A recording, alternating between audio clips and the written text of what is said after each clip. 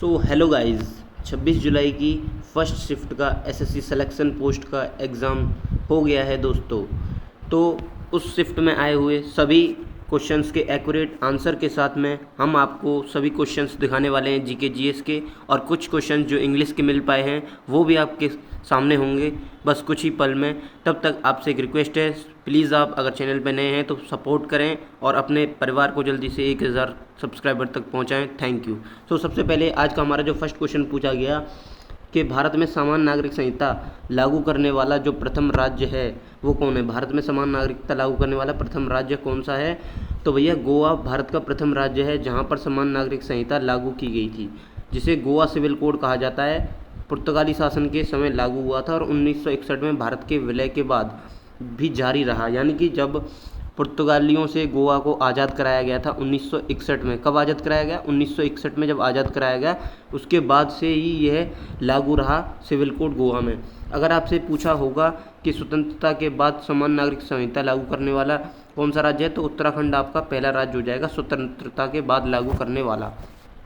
ठीक है, गोवा के बाद ये दूसरा राज्य है उत्तराखंड जो समान नागरिक संहिता लागू जिसने की है। अगर आपसे पूछा गया होगा कि विधानसभा के जरिए पहला राज्य जिसने यूनिवर्सल सिविल कोड को लागू किया तो वो उत्तराखंड हो जाएगा। ठीक है, सेकंड क्वेश्चन का आंसर है हमारा, सेकंड क्वेश्चन रहने वाला है कि रणजी ट्रॉफी का आयोजन कौन करता है। सेकंड क्वेश्चन पूछा गया रणजी ट्रॉफी का आयोजन कौन करता है, तो बीसीसीआई के द्वारा ये कराई जाती है ये ट्रॉफी का आयोजन। और रणजी ट्रॉफी की शुरुआत 1934-35 में हुई थी और यह प्रथम श्रेणी क्रिकेट का एक प्रमुख टूर्नामेंट है जिसका पहला मैच 4 नवंबर 1934 को मद्रास और मैसूर के मध्य खेला गया था। ठीक है, तो बीसीसीआई की फुल फॉर्म भी आपको यहाँ पे याद रख लेनी है कि बोर्ड ऑफ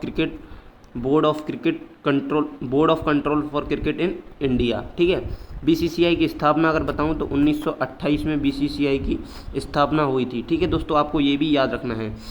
अब चलते हैं नेक्स्ट क्वेश्चन कौन सा पूछा गया। तो नेक्स्ट क्वेश्चन हमसे पूछा गया कि निम्न में से कौन सा बीजाणु निर्माण के माध्यम से प्रजनन नहीं करता है, यानी कि which of the following doesn't reproduce through spore formation. तो राइजोपस आपका यहाँ पे स्पोर के माध्यम से प्रजनन करता है, पेनिसिलिन भी करता है और माइक्रोफंगस भी करता है, लेकिन जो यीस्ट है वो आपका इसके द्वारा स्पोर के द्वारा ये यहाँ पे रिप्रोडक्शन नहीं करता है, यानी कि प्रजनन नहीं करता है। तो यही आपका बी नंबर का ऑप्शन राइट था इसमें। चौथा क्वेश्चन है हमारे सामने कि यहाँ पे चाबहार बंदरगाह का प्रबंध कौन करता है। तो चाबहार बंदरगाह सबसे पहले बता दूं मैं आपको ईरान में स्थित है। ठीक है, ईरान में स्थित है ये बंदरगाह, और इसका जो अभी हाल फिलहाल में जो इसका प्रबंधन कर रही है वो इंडियन पोर्ट्स ग्लोबल लिमिटेड ये वाली संस्था कर रही है। ठीक है, तो यही आपके ऑप्शन में होगा और यही सही आंसर भी है। ठीक है, इससे पहले मैं आगे बढ़ूँ, एक हमसे यहाँ पे पॉइंट छूट गया है जो बहुत इंपॉर्टेंट है कि रणजी ट्रॉफी का 2024-25 का 90वां संस्करण था, ये विदर्भ ने जीता है। किसने जीता है? विदर्भ ने जीता है, और फाइनल में केरल को इसने हराया था। ये भी क्वेश्चन आपसे आगे की शिफ्ट में पूछा जा सकता है, सो प्लीज़ इसको याद रखें। आपका नेक्स्ट क्वेश्चन यहाँ पे पूछा गया वो था कि अंतरिक्ष अनुसंधान से संबंधित एस्ट्रोसैट उपग्रह का मुख्य कार्य क्या है, बताइए। ये इतना अच्छा क्वेश्चन पूछा गया जो बहुत ही कम बच्चों ने सही किया होगा। एस्ट्रोसैट इसरो द्वारा लॉन्च की गई भारत की पहली अंतरिक्ष आधारित बहु तरंगदैर्ध्य वेधशाला है जिसका एक मुख्य कार्य है ब्लैक होल, न्यूट्रॉन तारे और आकाशगंगाओं जैसी उच्च ऊर्जा ब्रह्मांडीय घटनाओं को परावैंगनी एक्सरे और दृश्य प्रकाश में अध्ययन करना। यानी कि आप ओवरऑल कह सकते हैं कि ब्लैक होल और ब्रह्मांडीय घटनाओं का अध्ययन करना ही एस्ट्रोसैट उपग्रह का मुख्य उद्देश्य है। ठीक है, अब नेक्स्ट क्वेश्चन की तरफ बढ़ते हैं कि कौन सा क्वेश्चन पूछा गया। तो प्रधानमंत्री जनधन योजना के अंतर्गत मुख्य रूप से किस प्रकार का बैंक खाता खोला जाता है, ये क्वेश्चन भी आज की शिफ्ट में पूछा गया है, फर्स्ट शिफ्ट में 26 तारीख की में।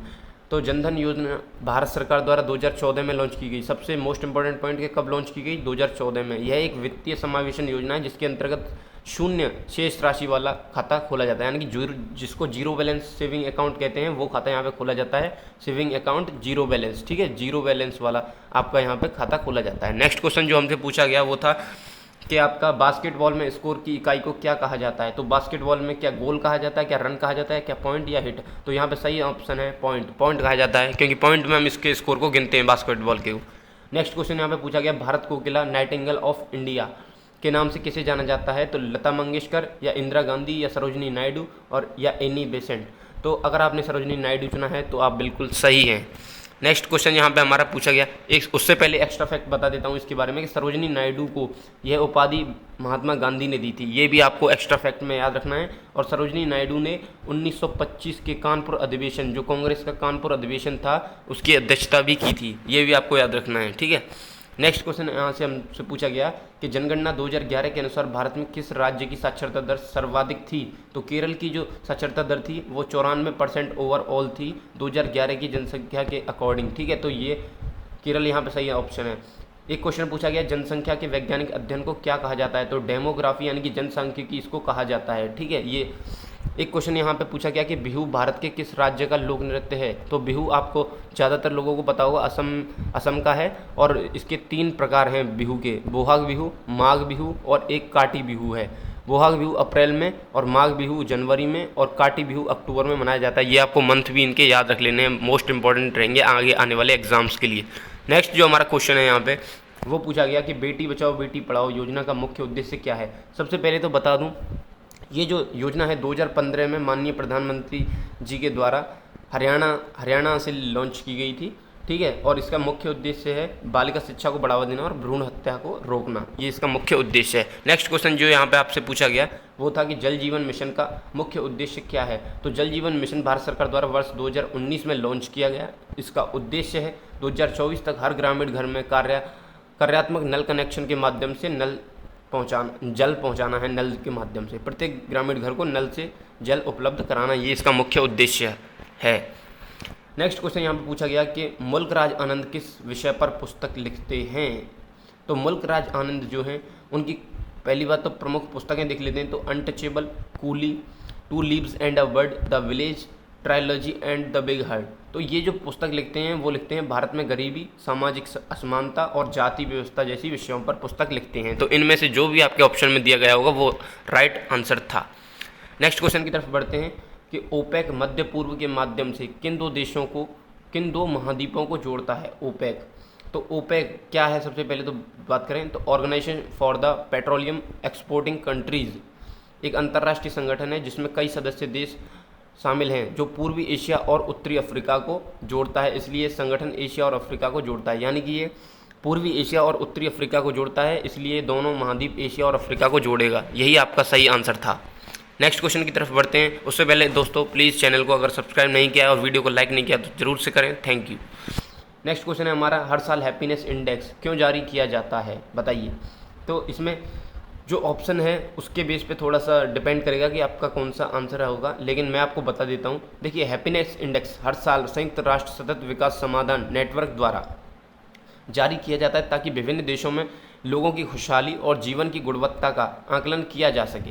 इसमें प्रति व्यक्ति आय, सामाजिक समर्थन और जीवन प्रत्याशा, स्वतंत्रता, उदारता और भ्रष्टाचार स्तर जैसे कारकों को ध्यान में रखा जाता है, और उसी के बिहाफ पे ये जो आपका इंडेक्स है वर्ल्ड हैप्पीनेस इंडेक्स, ये यहाँ पे तैयार होता है। नेक्स्ट क्वेश्चन की अगर बात करें तो नेक्स्ट क्वेश्चन हमसे पूछा गया था कि निम्न में से किस वैज्ञानिक प्रक्रिया के कारण डेक्कन ट्रैप्स का निर्माण हुआ? तो भाई डेक्कन ट्रैप्स का निर्माण किस कारण हुआ? तो डेक्कन ट्रैप्स पृथ्वी की सबसे बड़ी ज्वालामुखी संरचनाओं में से एक है, जिसका निर्माण लगभग 6.5 करोड़ वर्ष पहले भारी ज्वालामुखी विस्फोटों के कारण हुआ था। इन विस्फोटों से निकली लावा की परतें बेसाल्ट चट्टानों में बदल गईं, जिससे सीढ़ी नुमा भू आकृति बनी। ठीक है, नेक्स्ट क्वेश्चन यहाँ पे हमसे पूछा गया। तो भाई जीके के आज के में इतने ही क्वेश्चन मिल पाए हैं।